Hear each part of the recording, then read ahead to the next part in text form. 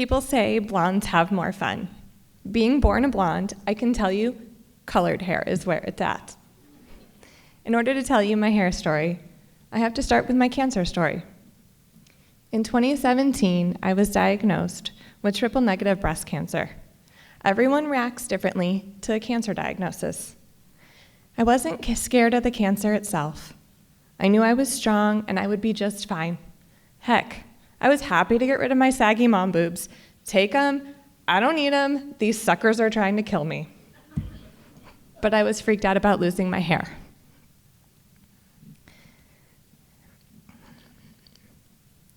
My hair is my story. It is why I am where I am today, doing what I do every day. When we were first sitting in the doctor's office, going over my treatment plan, I started to cry. My doctor and my husband asked me why I was crying.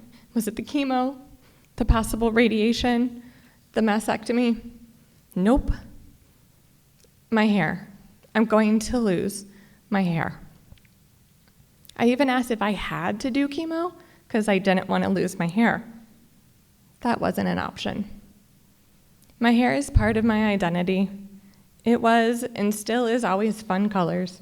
Purples, pinks, maroons, even those boring blondes and browns. Usually a combination of colors. Sometimes all of them at once. It is truly part of who I am and how I show my personality. I knew for sure I was going to be getting a wig. I found the perfect one, and then I looked at the price. $475? Who could afford that? I couldn't.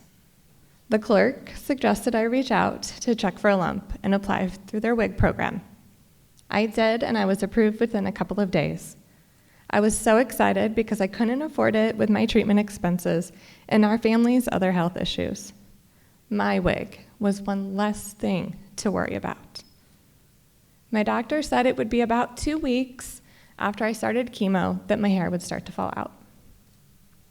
That's all I could think about. When would it happen? Would it be clumps? What's my head gonna look like? What am I gonna do without hair? And on day 14,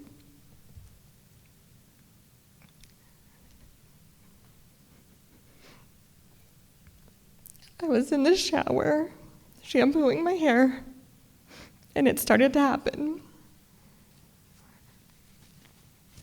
My hands were full of hair, and I had a meltdown.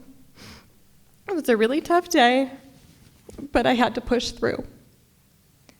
To my surprise, I didn't actually wear my wig that often. What most people don't realize is that when you're going through chemo and you lose your hair, your scalp really hurts.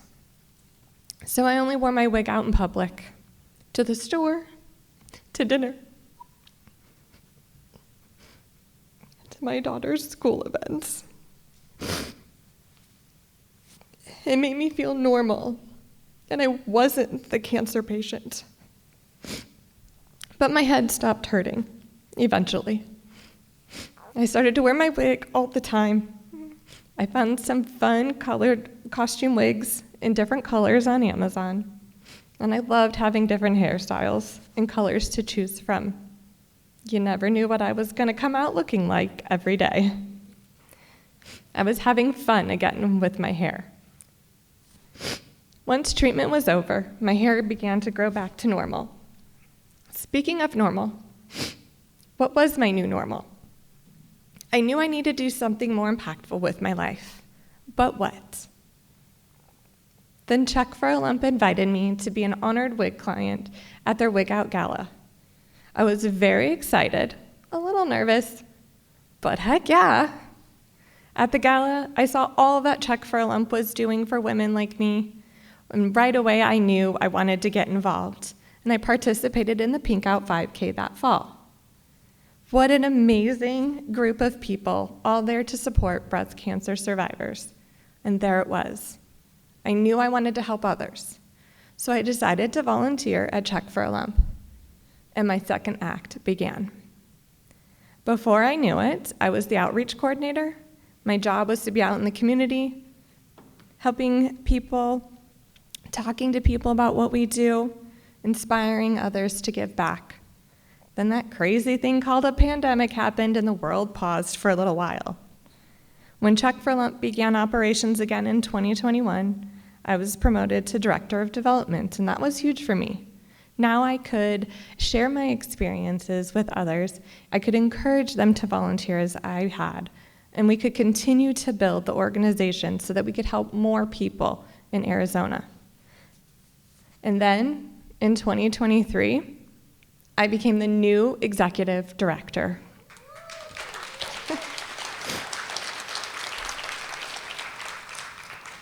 I am now leading an organization that has provided over 2,500 free wigs to breast cancer patients, educated over 700,000 people with our free breast health magazine, Step Up to Prevention presentations, and our podcast, provided over 2,300 free mammograms and diagnostic tests to women in need. And we supported over 850 women with monthly events and comfort kits. And we continue to honor women during our Wig Out Gala and our Pink Out 5K. Just think, 6 years earlier, I thought losing my hair was the hardest experience in my life, and it was. But because of that experience, I see hair loss in a much more positive and important way. Now, I have the privilege of spending my days helping women just like me. I get to be the light at the end of the tunnel for them. I get to see the joy and the confidence when they receive their wigs. I get to hear the stories of their battles and their achievements. I get the privilege of helping other women just like me.